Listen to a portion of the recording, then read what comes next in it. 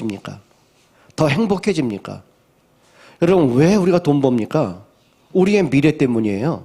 그렇죠. 더 좋은 삶, 더 편안한 삶, 행복한 삶, 그렇죠. 가정의 미래를 위해서 돈 버는 거예요. 근데 가정에는 행복이 있습니까? 웃음이 살아납니까? 정말 그렇습니까? 여러분, 왜 의학을 발달시키죠? 병든 사람 도와주려고요. 그러면 최첨단의 의학은 발달했는데 그럼 병든 자는 없어집니까? 아니요. 병든 자는 기하급수로 더 늘어나요. 그렇게 의학이 발달했는데 왜 불치병자는 더 많아집니까? 아니, 그렇게 의학이 발달했음에도 불구하고 왜 병명조차 모르는 희귀병들, 그렇죠, 이상한 병들, 난치병들 왜 이렇게 많아집니까? 왜 그럴까요 도대체? 아니, 사람들마다 건강한 삶이 되어야 되잖아요. 왜 이렇게 병치료를 그렇게 많이 합니까? 이유가 뭐라고 생각하십니까? 그럼 결국은요, 이 세상 문제는 과학의 문제도 아니고, 그렇죠, 경제 문제도 아니고 지식이 없는 문제도 아닙니다. 여러분이 기억하겠습니다. 세상의 모든 문제의 원인은 하나입니다. 그것을 근본 문제, 우리는 영적 문제라고 말하는 겁니다. 하나님이 인간을 창조할 때 고통받고 막 실패되고 저주받고 지옥 가고 그런 존재로 창조하지 않았어요. 완벽한 존재로, 하나님의 형상 가진 존재로, 축복의 존재로, 하나님을 만나는 존재로 그렇게 만드셨어요. 근데 사람이 뭐 한 거죠? 하나님과의 관계의 본질을 벗어나게 된 거예요. 그게 창세기 3장 문제죠. 여러분, 그러면 이렇게 보시면 되는 거예요. 하나님이 그 문제에 대한 해답과 그 해결의 방법을 어떻게 주셨냐는 거죠. 한번 성경을 하나 한번 여러분 확인해 보셔야 됩니다. 자, 물고기가 물을 떠나면 죽죠. 그게 창조의 법칙이고 본질이에요. 나무 뿌리를 흙에서 뽑게 되면 어떻게 돼요? 말라 죽잖아요. 그게 생명의 법칙이라는 거예요. 그러면 인간이 하나님을 거역하고 하나님을 떠나버렸어요. 결국은 사단에게 속아서 멸망으로 갔어요. 그러면 그 문제를 뭘로 해결하겠어요? 사람의 인격이 좋으면 해결하겠습니까? 성품이 좋으면 해결하겠습니까? 아니면 실력이 뛰어나고 배경이 좋고 성공하면 해결하겠습니까? 운명은 그래서 해결되는 게 아니에요. 그러면 어떻게 해결하죠? 답은 하나입니다. 하나님 보셨어요? 그 해결의 방법으로 창세기 3장 15절에 언약을 주신 것입니다. 하나님 떠난 인간이 하나님 만나는 길은 딱 하나입니다. 여자의 후손으로 오신 예수 그리스도입니다. 예수님 직접 말씀하셨죠? 요한복음 14장 6절이죠. 내가 그 길이요 진리요 생명이니 나로 말미암지 않고는 아버지께로 올 자가 없다고 말씀하셨어요. 하나님 만나는 길은 단 하나입니다. 오직 예수 그리스도입니다. 자, 인간의 갖고 있는 죄 문제, 윤리 문제, 도덕적인 죄만 있다면 그거는 갱신하면 되는 거죠. 그래서 내가 뉘우치면 될 거 아닙니까? 근데 문제는 뭐냐면은 근본 원죄라는 게 있습니다. 성경은 분명히 말하거든요. 모든 사람이 죄를 범하였음에 하나님의 영광을 이루지 못합니다. 여기 계신 저나 여러분들이나 이 땅에 살고 있는 90억에 가까운 인구들 전체가요, 단 한 명도 예외가 없는 거죠. 모든 사람은 죄인입니다. 그러면 죄의 삭슨 뭐가 돼요? 그게 사망이 되는 거예요. 그러면 원죄 문제는 그 누구도 인격과 선행으로는 해결할 길이 없습니다. 그러면 그 죄의 결과로 오는 지옥 문제, 영원한 사망 문제를 뭘로 해결하겠습니까? 그래서 예수 그리스도가 십자가의 죽으심으로 모든 문제 끝내신 방법이거든요. 로마서 8장 2절 여러분 기억하십니까? 이는 그리스도 예수 안에 있는 생명의 성령의 법이 너희를 죄와 사망의 법에서 해방했다고 말씀하셨어요. 여러분, 사람이 운명에서 어떻게 빠져나옵니까? 운명은 못 바꾸는 거예요. 사주팔자 절대 못 바꾸는 거죠. 그러면 인간을 올가매고 있는 그 사단, 마귀, 영적 문제를 뭘로 끝냅니까? 그래서 요한일서 3장 8절에 성경은 말씀하는 거죠. 하나님의 아들이 오신 것은 마귀의 일을 멸하려 함이니라. 하나님은 다른 이름을 주신 적이 없어요. 오직 예수 그리스도 한 분밖에 없음을 믿습니다. 그럼 여러분에게 예수 그리스도는 어떤 존재십니까? 그냥 믿는 존재입니까? 내가 뭐 기독교 집안이니까 뭐 어쩔 수 없이 믿는 그런 종교적인 이름이십니까? 여러분, 거기서 멈추면 안 됩니다. 여러분에게 정말 예수 그리스도가 여러분에게 생명의 주가 고백될 수 있기를 축원드립니다. 자, 이 세상의 문제는 뭐죠? 하나님을 떠나고 보니까 사람들이 추구하는 게 있습니다. 뭘까요? 성공입니다. 그렇죠. 여러분, 사람마다 성공을 원하지 실패를 원하는 사람은 없습니다. 근데 그 성공의 기준이 뭐냐는 거죠? 대다수의 많은 사람이, 그렇죠. 자기 나름대로 철학이 있어요. 어떤 사람은 명예를 얻고, 어떤 사람은 내가 하는 사업을 더 번창시키고, 그죠. 누구보다 돈을 많이 벌고, 같은 직장 생활 한다면 누구보다 진급이 더 빨리 올라가고, 그게 성공이라고 생각하는 거겠죠. 그러면 이렇게 보시면 됩니다. 성공 이후의 사람들이 정말 행복하냐는 것이죠. 여러분, 우리 이렇게 한번 따져봐야 돼요. 역대 왕들, 황제들 가운데 여러분, 왕이 됐다는 말은 더 이상 올라갈 데가 없어요.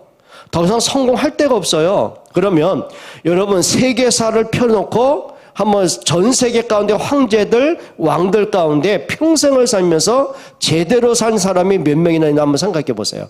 아니요. 다 비운에 떠났어요. 그렇죠. 살인당하고 반역당하고, 그렇죠. 그러면서 뭔가 모르게 자살하고 영적 문제에 지쳐가지고 막 인생이 무너지고 거의 그런 삶을 살다 갔어요. 왜 그럴까요? 사람이 성공을 했는데 만약에 그 성공 갖고 스스로 운명을 바꿀 수 있다면 불행하진 않겠죠. 여러분 기억하셔야 됩니다. 창세기 6장의 문제가 뭔지 아십니까?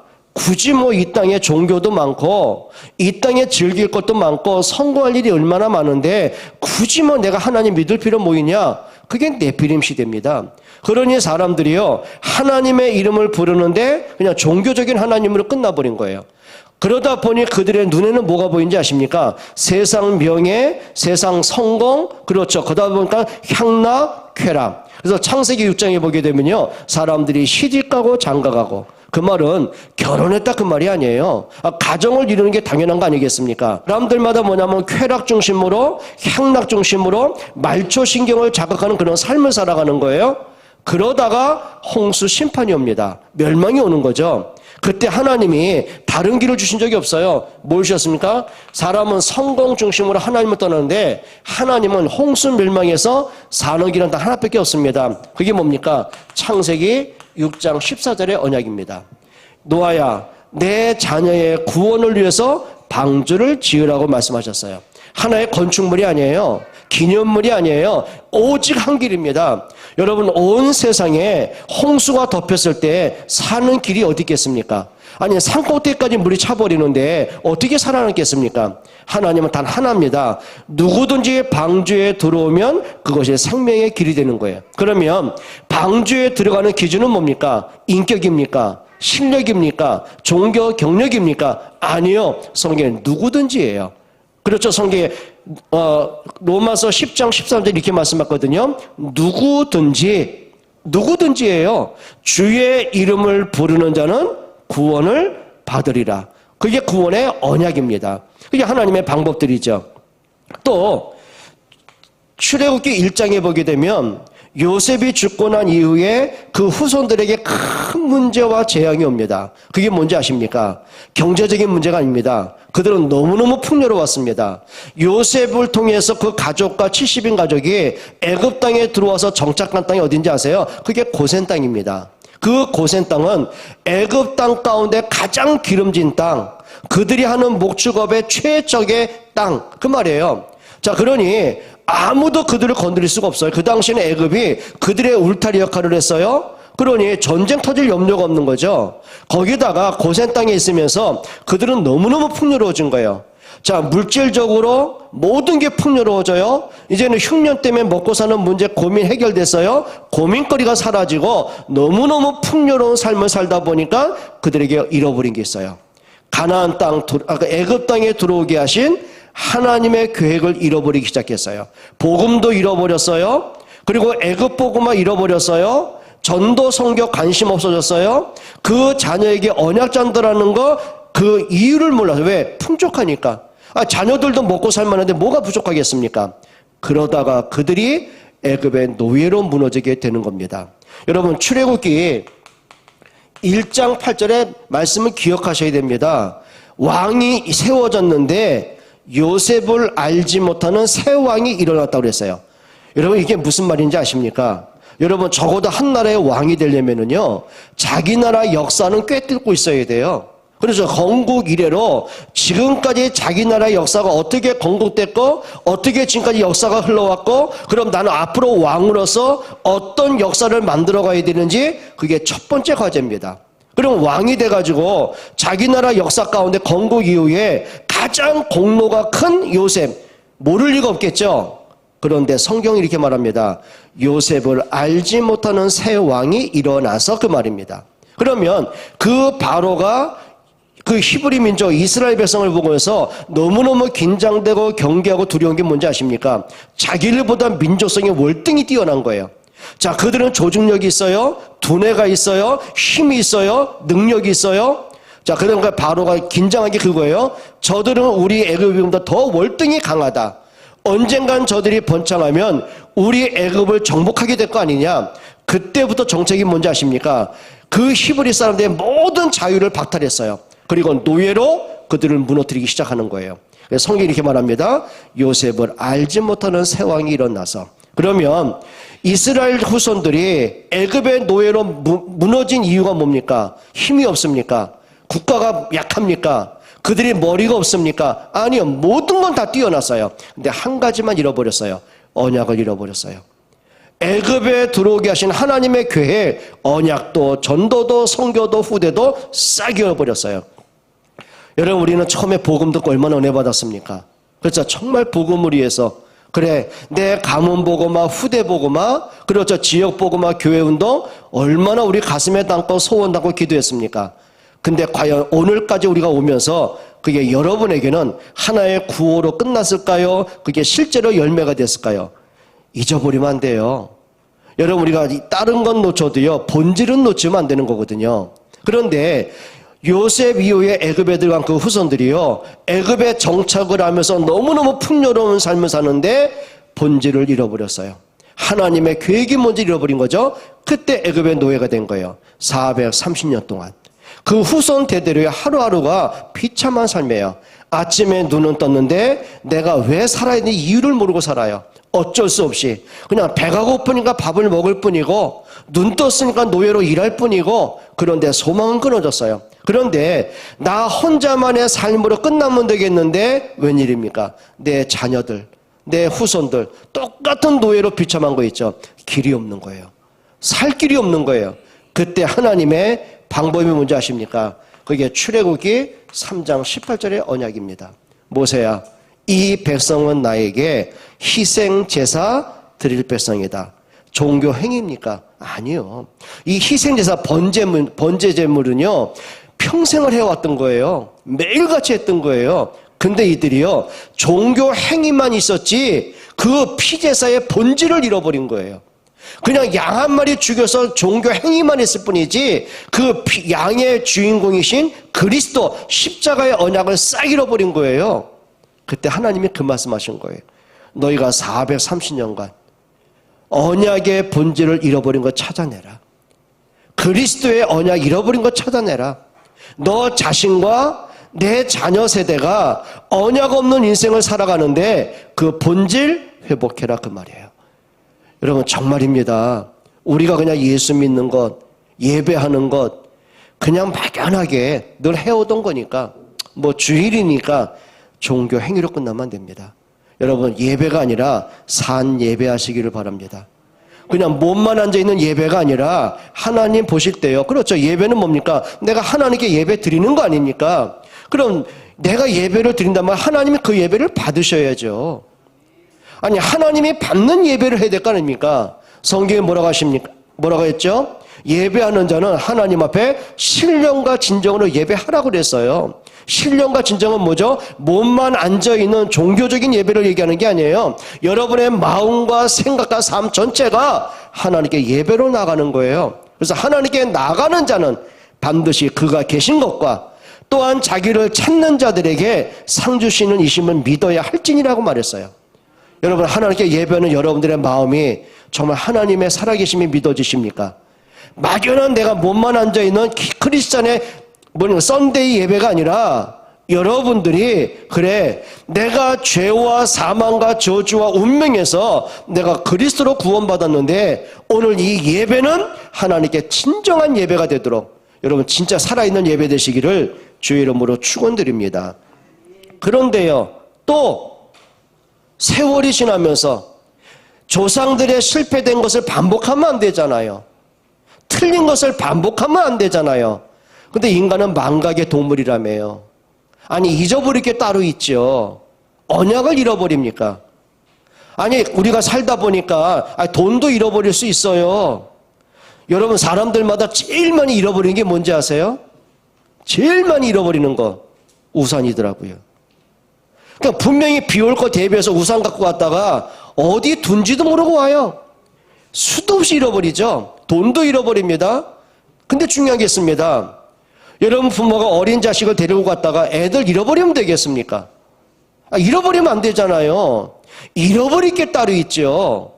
우리가 이상하죠. 복음도 놓칠 때 있어요. 언약도 잃어버릴 때가 있어요. 어느 순간 내가 하나님의 이름은 부르는데 그냥 이 단어를 부를 뿐이지 창조주 하나님, 살아계신 하나님, 전능하신 하나님을 내가 잃어버리고 살 때가 있더라니까요. 그게 어딘지 아십니까? 그게 바로요 사무엘상 3장의 사건입니다. 그때는 훌륭한 제사장이 있어요. 엘리 제사장. 그 두 아들 홈니와 비느하스도 제사장입니다. 자, 근데 중요한 게 있습니다. 사무엘상 3장에 보면 뭐라고 하는지 아십니까? 하나님의 말씀이 끊어진 시대. 아니 제사장과 선지자가 하나님 말씀을 선포할 거 아닙니까? 그런데 그냥 종교적으로 선포할 뿐이지 하나님이 그 말씀을 책임을 지지 않는 거예요. 또 성경은 뭐라고 하는지 아십니까? 엘리 제사장 그렇게 훌륭한 사람인데 영적 무기력에 빠졌어요. 그 두 아들 홈니와 비느하스가 제사장이거든요. 근데 두 제사장을 하나님 이렇게 말씀하십니다. 하나님 볼 때 그들은 불량자라. 불량자라. 그러니까 성경 거기에 불량자의 원뜻은 뭐냐면요 하나님의 이름을 더럽힌 자 그 말이에요. 그가 그 두 제사장이 성전에서 예배도 하고 집례도 하고 다 해요. 그런데 뭔지 아십니까? 종교예요. 그러다 보니 성전에 있는 봉사하는 여인들을 또 희롱하기 시작해요. 하나님 앞에 드리는 예물을 자기 것으로 만들기도 해요. 성경은 그들은 불량자라. 하나님의 이름을 더럽히는 자다 그 말이거든요. 그러다가 막 블레셋에 전쟁 터집니다. 백성들은 도탄에 빠집니다. 언약궤는 빼앗겨 버립니다. 모든 문제가 다 터진 거예요. 그때 하나님이 사무엘을 통해서 하신 방법이 뭔지 아십니까? 그게 사무엘상 7장 9절입니다. 사무엘이 어릴 때부터 봤잖아요. 그 영적 재앙도 봤잖아요. 무기력한 엘리도 보고 자랐잖아요. 불량자였던 홈니와 비느하스 보고 자랐잖아요. 언약궤 뺏기는 것도 봤고 나라가 전쟁에 쑥대밭되는 것도 봤고 다 봤잖아요. 그럼 절망하고 불신앙해야 되겠죠. 근데 어린 사무엘의 마음속에는요 본질을 찾기 시작했어요. 그리고 사무엘이 드디어 이스라엘의 선지자가 되고 사사가 되고 제일 먼저 한 게 뭔지 아십니까? 모든 백성들을 미스바로 다 모이게 했어요. 그리고 잃어버린 본질을 회복합니다. 너희가 바알신이 참신이면 바알만 섬겨라. 하나님이 참신이면 하나님께로 돌아와라. 언제까지 바알과 하나님 사이를 왔다 갔다 하겠느냐? 뭔지 아십니까? 선택해야 돼요. 하나님이 맞습니까? 정말 하나님이 맞습니까? 예수 그리스도가 정말 맞습니까? 그럼 믿음의 선택을 해야 돼요. 근데 사람 자꾸 왔다 갔다 해요. 종교와 복음 사이로 왔다 갔다 해요. 때로는 은혜 받았다가 또는 불신앙했다가 사람 때문에 또 흔들렸다가 말씀 따랐다도 여론 따라갔다 왔다 갔다 해요. 정신 못 차려요. 그때 사무엘이 그 말 한 겁니다. 하나님 앞에 서라. 우상 다 버려라. 틀린 거 버려라. 그리고 사무엘이 성경에 뭐래? 여호와께 온전한 번제, 하나님께 어린 양을 취하여, 흠없는 어린 양을 취하여 여호와께 온전한 번제, 그냥 번제가 아니고 종교적인 번제가 아니에요. 온전한 번제, 하나님이 말씀하신 온전한 번제, 하나님이 기뻐하는 온전한 번제, 그냥 종교 행위가 아니에요. 하나님이 받으시는 온전한 번제. 여러분 회복하셔야 되는 거예요. 몸만 앉아있지 않기를 축원합니다. 정말 온전한 번제. 그렇죠. 그게 예배 아닙니까? 그 날에, 본질을 회복한 그 날에 하나님은 블레셋을 치십니다. 진짜 문제 해결이 언제 온지 아세요? 내 눈앞에 있는 내가 힘들어하는, 내가 고민하던 그 문제 때문에 씨름할 게 아니고요, 본질 갖고 씨름하셔야 돼요. 여러분, 하나님 앞에 믿음 회복하시기를 축원합니다. 그게 응답이죠. 여러분, 시대마다 마찬가지예요. 왜 또 이스라엘이 로마의 속국이 됩니까?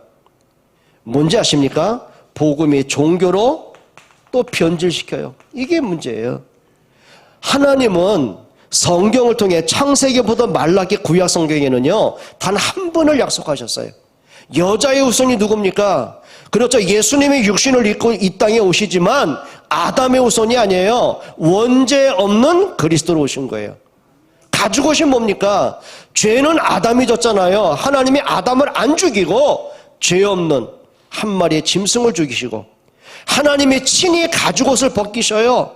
피가 쏟아지는 가죽옷을 아담에게 입히셔요. 그게 메시지입니다. 너를 대신해서 여자의 후손이 이렇게 피 흘려 죽을 거야. 그게 너가 죄사함 받는 길이고, 네가 사단에게서 벗어나는 길이고, 운명에서 해방하는 길이고, 하나님 만나는 길이야. 그걸 말씀하신 거예요. 그 약속대로 성경은 뭐가 오신 거죠? 마태복음 1장 21절에 약속하셨습니다. 아들을 낳으리니 그 이름을 예수라 하라. 이는 그가 자기 백성을 죄에서 구원할 자이심이니라. 그리고 이렇게 말씀하셨어요. 마태복음 16장 16절에요. 그리스도로 그분이 오신 겁니다. 여러분, 유대인들, 종교인들의 문제가 뭔지 아십니까? 하나님 믿는다니까요. 근데 문제는 뭐냐면 하나님이 강조하신 것은 안 믿더라고요. 종교적인 하나님이에요. 또 그들이 성경도 있어요. 성경도 믿어요. 근데 성경에서 말씀하는 그리스도는 빼버렸어요. 그들은 율법을 지켜요. 철저히 지켜요. 그런데 율법의 완성이신 그리스도는 인정하지 않더라고요. 안식일이요? 철저히 지킵니다. 그런데 안식일의 주인 대신 그리스도를 인정 안 해요. 이들이 성경 갖고 예수님을 판단했어요. 율법 갖고 예수님을 정죄했어요. 그리고 예수님을 잡아 죽인 겁니다. 맞습니까? 여러분, 하나님을 믿는다는 것은 뭘까요? 다른 거 없어요. 하나님이 주신 것을 믿는 거예요. 하나님이 강조하신 것을 믿는 거예요. 하나님은 단 한 번을 강조하셨어요. 예수 그리스도를 강조하셨어요. 그럼 여러분의 믿음에 강조가 있습니까? 정말 내가 예수 그리스도가 보입니까? 그걸 아는 사람들이요, 다니엘은 사자굴 속에 들어가면서도요, 단 하나가 강조됐어요. 예수는 그리스도 강조됐어요. 그렇죠. 풀무불에 들어가는 세 친구가야 하나가 보인 겁니다. 생명의 주권자 하나님, 내 생명의 주인 대신 그리스도가 보인 거예요. 여러분, 사단은 자꾸 강조합니다. 돈을 강조하고, 성공을 강조하고, 네 자식 잘 돼야지 강조하고, 건강을 강조하고, 그리고 그 만족을 주고서는 하나님을 떠나게 하잖아요. 그건 맞는 거예요. 돈 벌어야죠. 자식 잘 돼야죠. 근데 그것 때문에 하나님의 강조를 잃어버리면 실패되는 겁니다. 여러분, 요백에 있어서요, 자식 문제, 경제 문제, 건강 문제 다 터졌거든요. 근데 한 가지가 강조된 거예요. 나는 확실히 안다. 나의 구속자는 살아계시니 후일에 그가 이 땅에 서실 것이다. 내가 육체 밖에서 그를 보기를 간절히 소원한다. 욥이 강조한 게 뭔지 아십니까? 그리스도를 강조하더라고요. 나는 확실히 안다. 하나님이 강조하신 그 그리스도가 언젠가는 사람으로 이 땅에 오실 것이다. 내가 육체 밖에서, 육체는 썩어서 없어지겠지만은, 그런데 나는 부활의 몸으로, 영화로운 몸으로 그리스도 만나보기를 간절히 소원한다. 여러분, 뭐가 강조되세요? 도대체 뭐가 강조되십니까? 그 강조 때문에 여러분들이 영적으로 무너지기도 하고 영적으로 승리할 수 있는 거예요. 여러분, 사람의 말이 강조되십니까? 하나님의 말씀이 강조되십니까? 아담은요, 하나님의 말씀이 아니라 사단의 말이 너무 강조된 거예요. 왜? 나하고 맞으니까. 나를 즐겁게 하니까. 내가 원하는 바니까. 여러분, 그게 맞는 겁니까? 그러다 멸망으로 가지 않습니까? 여러분, 진짜 믿음은 다른 거 아닙니다. 하나님이 강조하신 것을 믿는 겁니다. 하나님은 다른 일을 강조한 적 없어요. 그리스도 한 번 강조했어요.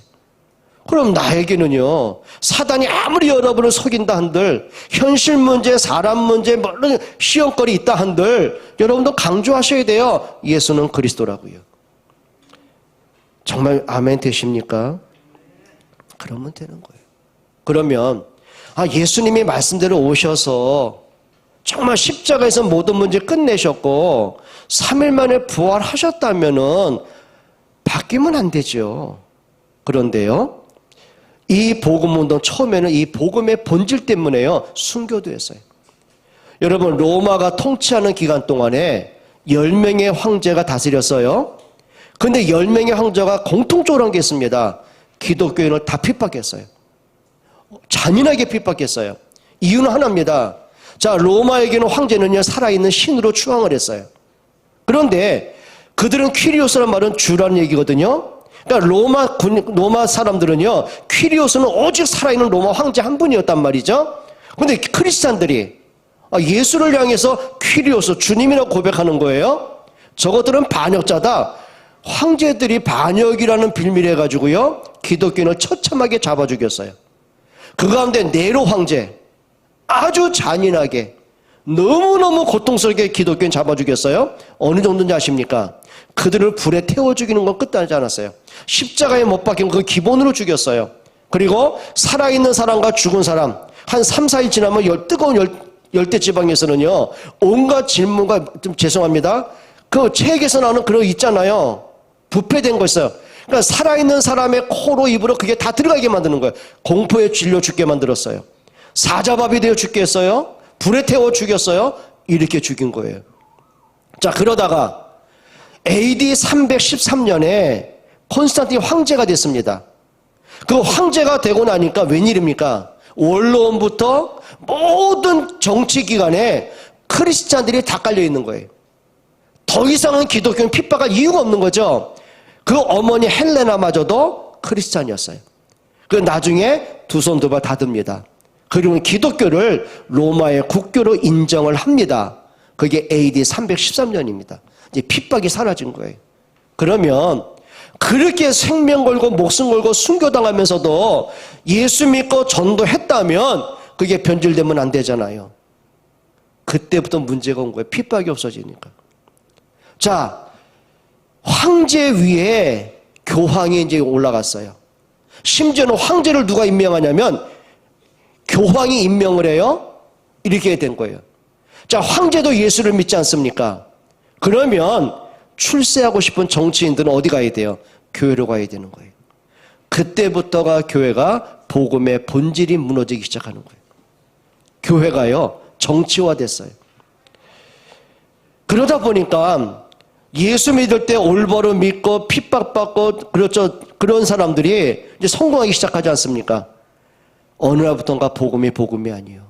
오히려 자기를 핍박했던 사람들을 학대하기 시작하는 거예요. 그게요, 1500년간 갑니다. 그걸 우리는 중세 시대라고 말합니다. 얼마만큼 변질된지 아시죠? 너희가 예수만 믿어 구원받는 거 아니야. 너희가 돈을 많이 내야 사람이 죽으면 연옥에 가는데 너희가 헌금을 많이 할수록 연옥에가 있는 너희 조상들이 천국으로 가고 아니면 지옥으로 떨어져. 이렇게 변질됐어요. 지금도요, 저 로마에 가면 바티칸 성전이 있지 않습니까?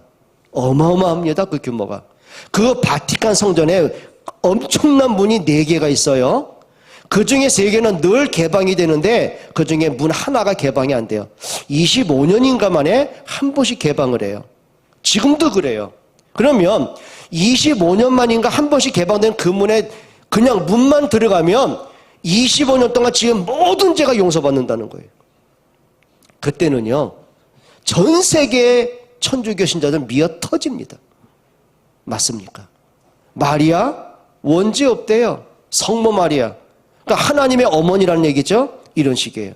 어떻게 평신도가 성경이 있냐? 성경은 신부 사제만 읽을 수 있어. 성경을 다 불태우고요, 라틴어 성경 하나 남았어요. 이렇게 된 거예요. 면죄부 팔지요. 그리고 성경에는 틀린 말이 있어도 교황은 틀린 말이 없다는 거 있죠. 이런 식이 된 거예요. 맞습니까? 그만큼 복음이 뭐가 된 거예요? 변질이 되기 시작한 거예요. 여러분, 종교를 얘기하는 게 아닙니다. 복음이 희미해지니까 내가 지금 영적으로 무너지고 있는 걸 모르고 있는 거예요. 영적으로 내가 감각이 없어지니까 지금 내가 사단에게 속아서 끌려가고 있다는 사실을 모르는 거예요. 교회가 복음이 희미해지니까, 그리고 저 구제운동, 윤리운동이 앞서서지 복음운동 안 해요. 뭐가 된 거예요? 복음이 변질된 거예요.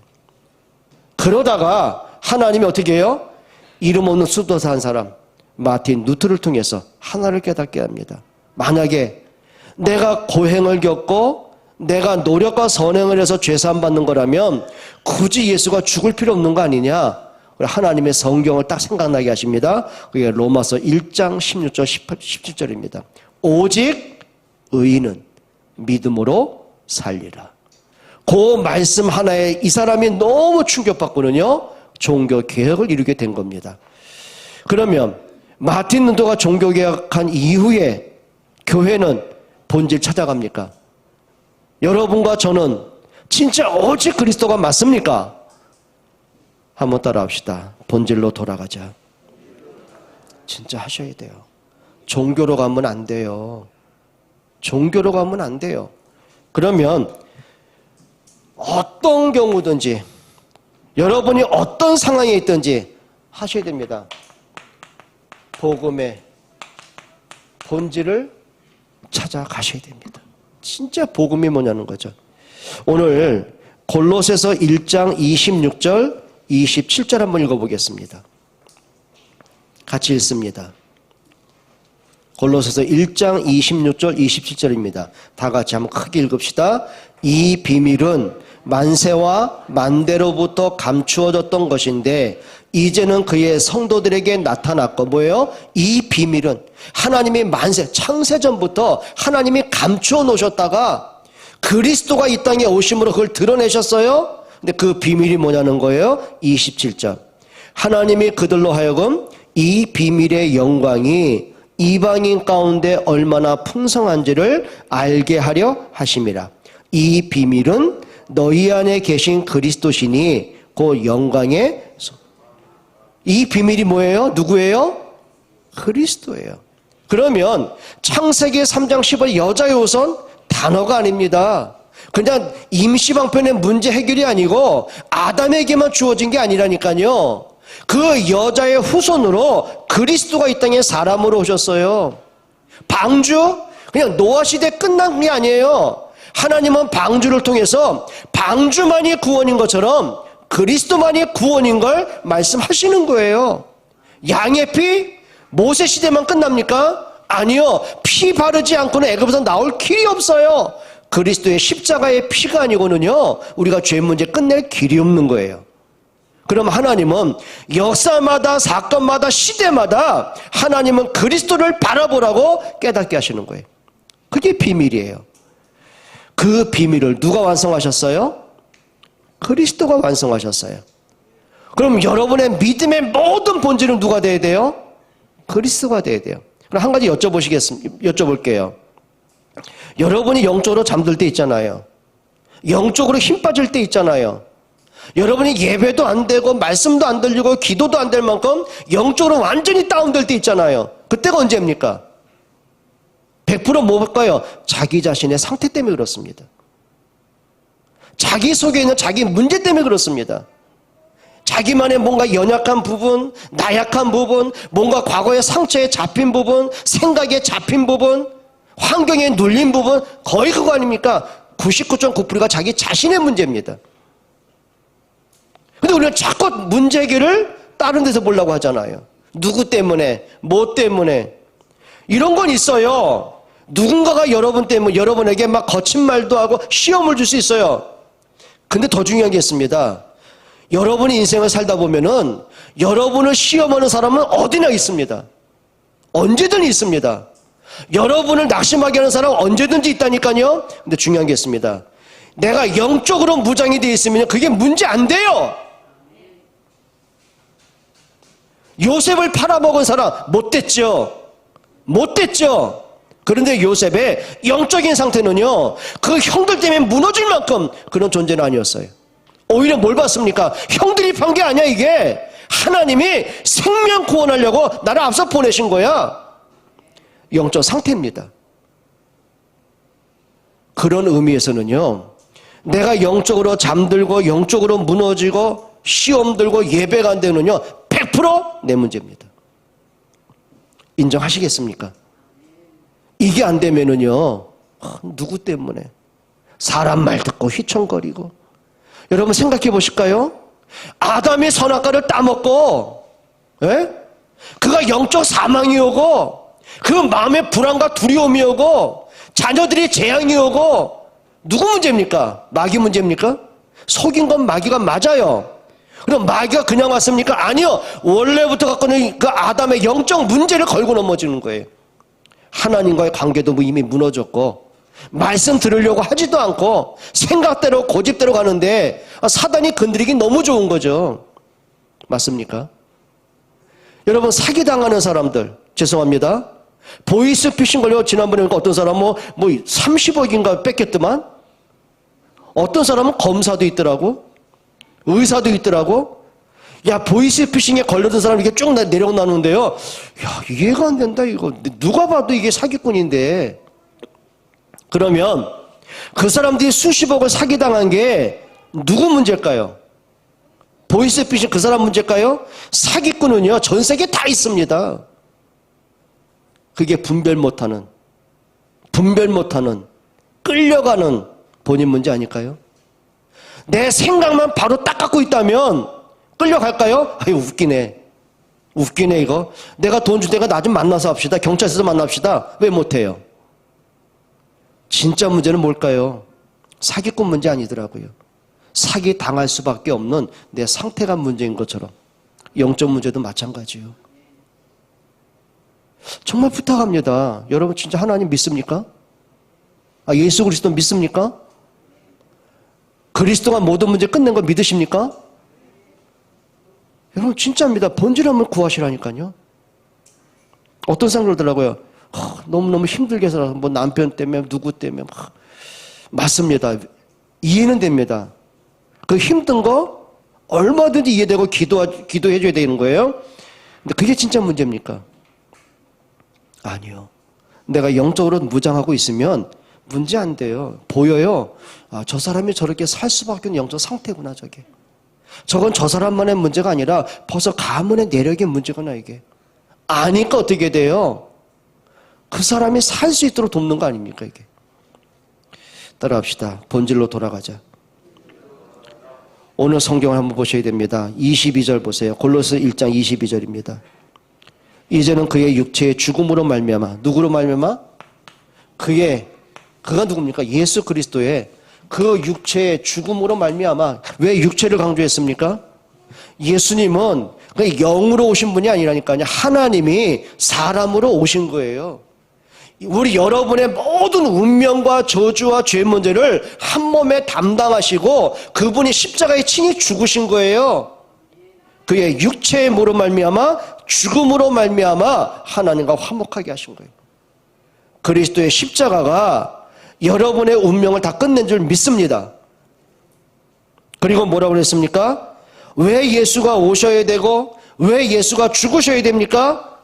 한번 다시 읽어봐요. 22절에 그의 육체의 죽음으로 말미암아 화목하게 하사 너희로 거룩하고 흠없고 책망할 것이 없는 자로 그 앞에 세우고자 하셨으니. 여러분에게 뭐예요? 옛사람이 아니라 새 사람으로 세워가시려고요. 여러분을 뭐하게 만드실? 거룩한 자로, 흠이 없는 자로, 온전하고 책망할 것이 없는 자로. 말도 안 되는 얘기하고 있어요 지금 성경. 진짜 여러분이 거룩해요? 제가 거룩해요? 여러분 우리가 하나님 볼 때 너 흠이 없구나, 너무 완벽하구나, 우리 그런 존재예요? 우리가 온전한 존재예요? 그럴 수가 없는 거죠. 우리의 허물 많고 흠이 많고 죄 많고 더럽고 추잡한 모든 것들을 그리스도가 그 십자가에서 다 끝내시고 우리를 하나님 앞에 온전한 사람으로 세우신 거예요. 하나님 앞에 의인으로요. 내 행위가 완전해서가 아니에요. 그리스도의 십자가로 내가 하나님께 거룩한 자가 됐어요. 예를 들어 볼까요? 우리 아이들, 우리 두 딸이 있고 제 손자가 둘 있지 않습니까? 제가 얘들의 허물을 모르겠어요? 저 아이들 지금까지 살아오면서 뭐 거짓말한 거 나한테 화가 날 열받게 한 거 모르겠습니까?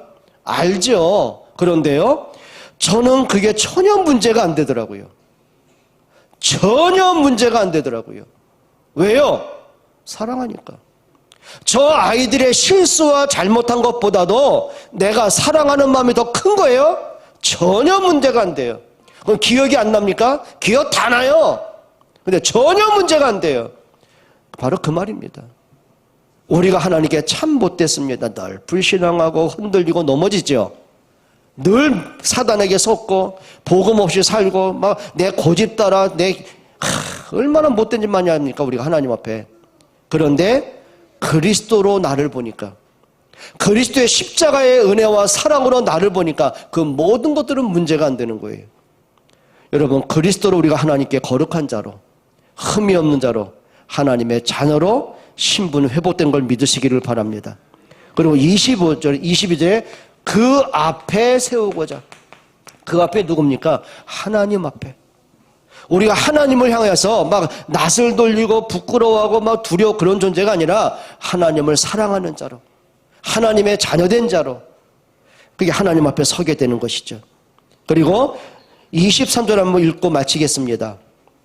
만일 너희가 믿음에 거하고 터 위에 굳게 서서 너희 들은 바 복음의 소망에서 흔들리지 아니하면 그리하리라.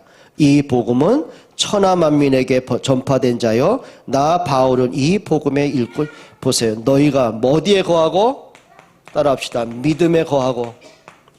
여러분, 믿음 속에, 그 믿음이 뭐예요? 예수가 그리스도란 그 믿음에 거하고요. 그리고 그 터 위에 세우고. 터가 누굽니까? 이미 그리스도가 모든 문제 해결하신 그 은혜에 내가 세워져 가는 거죠. 여러분, 정말이에요. 좀 믿음의 사람 되시기를 바랍니다. 또 23절에 들은 바 소망에서 흔들리지 아니하면, 여러분의 소망, 정말 그리스도가 여러분의 소망 되시기를 바랍니다.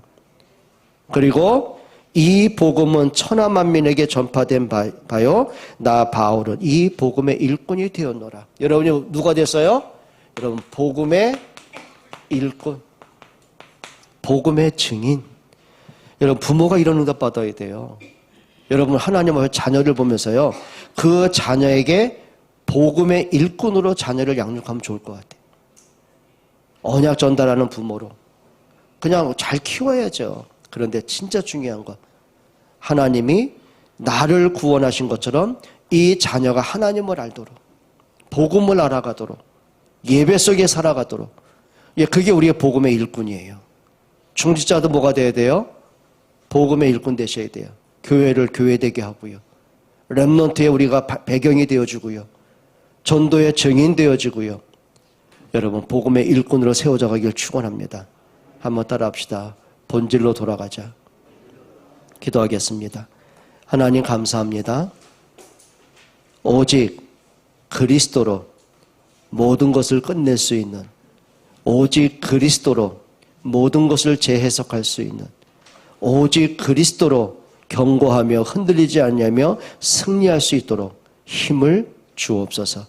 예수 그리스도의 이름으로 기도합니다.